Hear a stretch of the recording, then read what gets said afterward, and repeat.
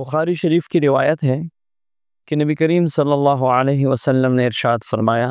من قال لا الہ الا اللہ وحدہ لا شریک لہ لہ الملک ولہ الحمد وہو علی کل شیء قدیر فی یوم 100 مرہ كانت له عدل 10 رقاب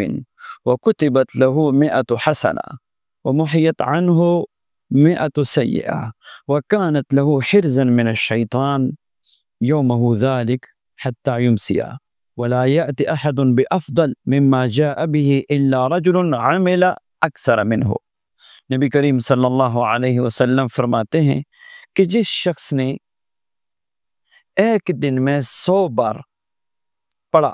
لا الہ الا اللہ وحدہ لا شریک لہ لہ الملک ولہ الحمد وہو علی کل شیء قدیر، تو ان مبارک کلمات کی برکت سے اس کو 10 غلام آزاد کرنے کا ثواب ملے گا اور اس کے 100 گناہ مٹھا دی جائیں گے، اور اس دن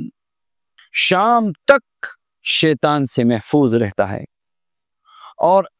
اس سے کوئی آدمی افضل نہ ہوگا مگر وہ شخص جو اس سے زیادہ پڑھے، یعنی جس نے 100 مرتبہ سے زیادہ پڑھا تو وہ آپ سے افضل ہوا، ورنہ روزانہ 100 مرتبہ اس مبارک کلمات کو پڑھا کرے، لا الہ الا اللہ وحدہ لا شریک لہ لہ الملک ولہ الحمد وہو علی کل شیء قدیر۔ شیطان اور شیطان کے حملوں سے حفاظت ہوگی۔